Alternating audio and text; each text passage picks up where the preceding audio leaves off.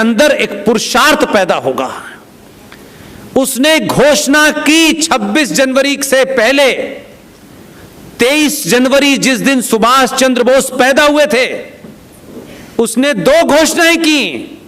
हो सकता है एक आम आदमी के लिए उसकी महत्व ना हो, हम जैसों के लिए जो सनातन को समझने की कोशिश कर रहे हैं, जो राष्ट्र को समझने की कोशिश कर रहे हैं, 2 बातें उसने कही कि 26 जनवरी जो 24 तारीख से शुरू होती थी, अब से 26 जनवरी 23 जनवरी से शुरू होगी। आने वाली नस्लें पूछेंगी कि 23 जनवरी से क्यों शुरू होगी, तो आपको बाध्य होकर बताना पड़ेगा कि उस वक्त भारत का एक बेटा सुभाष चंद्र बोस पैदा हुआ था। उसके बाद जब तक वो लोग सदमे से बाहर आते, शाम को खड़ा हो गया और बोला कि ये इंडिया गेट पर जो अंग्रेजों के बाबा थे, जॉर्ज फिफ्थ, जिसकी मूर्ति वहां लगी हुई थी, 20 साल पहले वो मूर्ति वहां से हटी, बीच में इंदिरा गांधी और गांधी जी की मूर्ति लगाने की कोशिश की। उसी शाम 26 जनवरी की फंक्शन के शाम के प्रोग्राम में उसने एक दूसरी घोषणा की कि जो छतरी जो भारत की सत्ता के सामने खड़ी हुई है, जहां से जॉर्ज पंजम लोकसभा, राज्यसभा, राष्ट्रपति भवन के ऊपर निगाह रखता था, जिसे राजपथ कहते थे, उस कैनोपी के अंदर इस साल की 21 अक्टूबर को 28 फीट ग्रेनाइट की सुभाष की मूर्ति लगने जा रही है।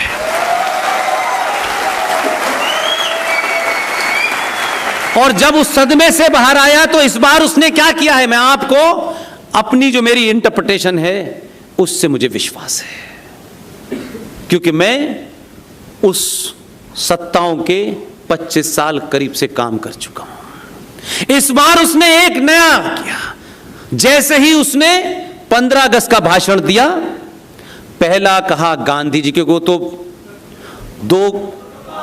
तो 1 किलो रिन साबुन के साथ एक बट्टी फ्री मिलती है, तो वो तो चल नहीं है, वो तो मान ही लेंगे।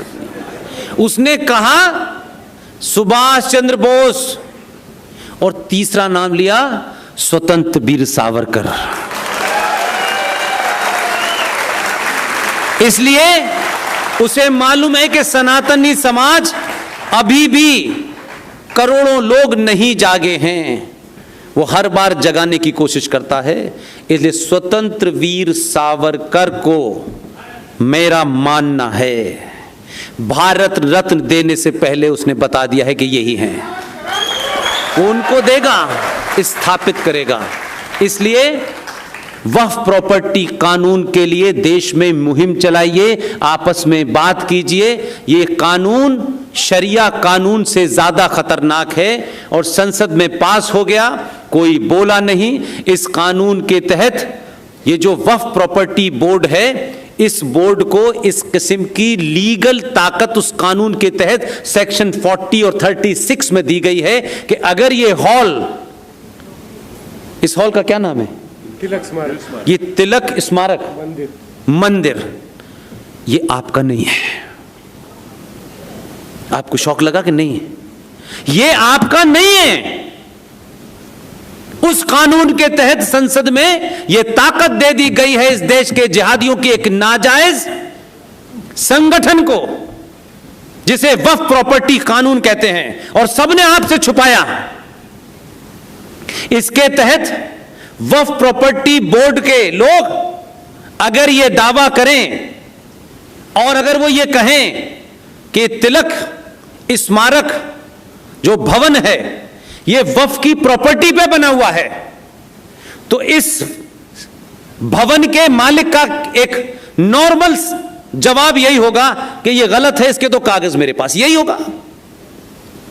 40 क्या कहता है कानून का सेक्शन, वो ये कहता है वक्फ प्रॉपर्टी बोर्ड के उन जाहिलों को ये बताने का, दिखाने का कोई भी जरूरत नहीं है कि वो ये दिखाएं कि ये जमीन उनकी है। उनका ये कह देना ही सफिशिएंट है, कागज नहीं दिखा सकते। और आपके साथ 36 ने क्या अन्याय किया है कि आप कोर्ट में जाएंगे, वो कानून का सेक्शन कहता है कि इस हॉल का मालिक हाई कोर्ट नहीं जा सकता, सुप्रीम कोर्ट नहीं जा सकता।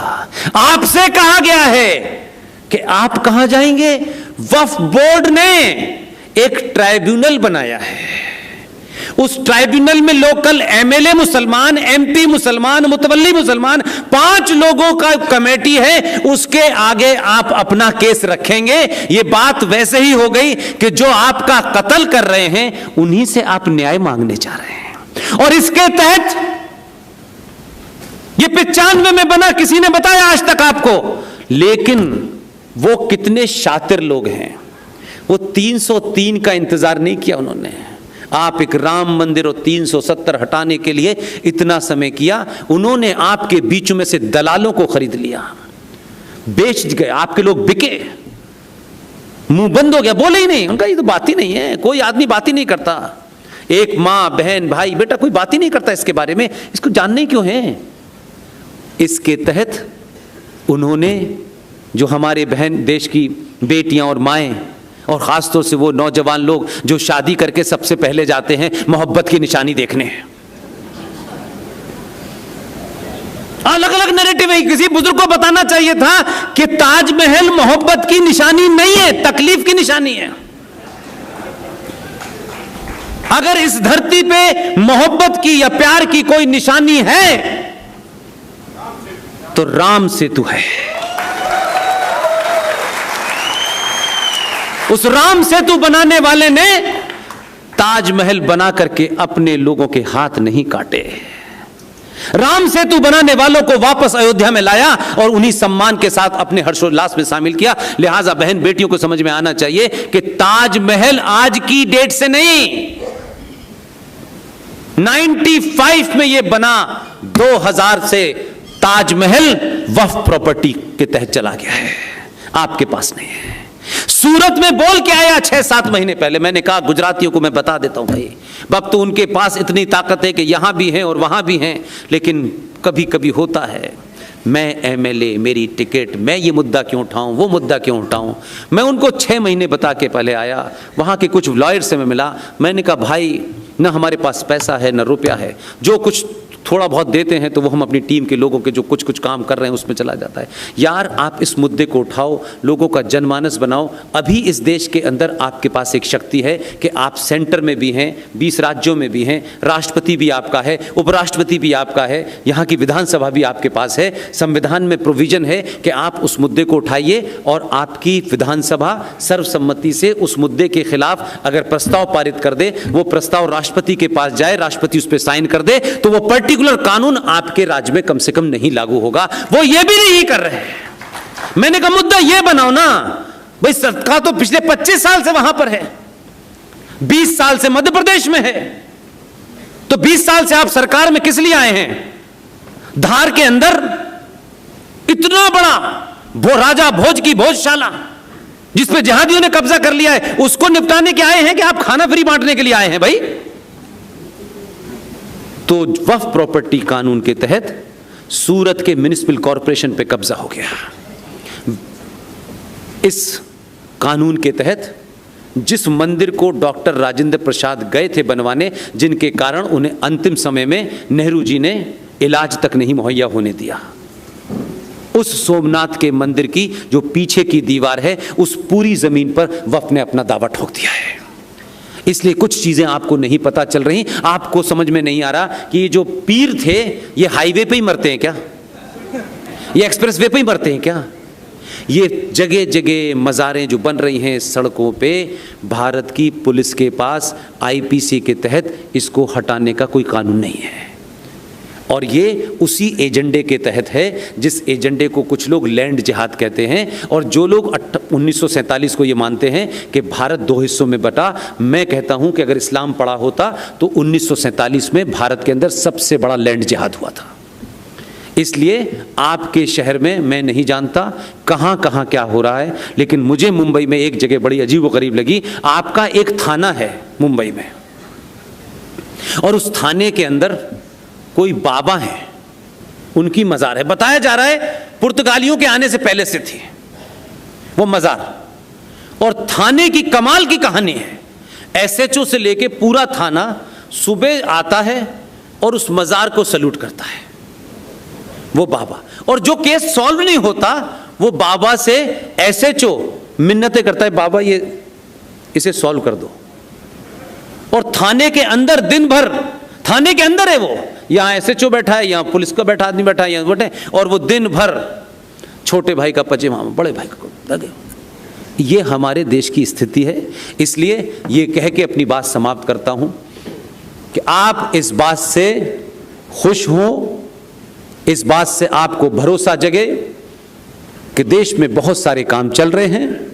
उन्हीं कामों में से एक काम है, भाई साहब बड़ी जल्दी याद आई आपको, ऑलरेडी उस पे विष्णु शंकर जैन के साथ में 5 युवा वकील काम कर रहे हैं। उसमें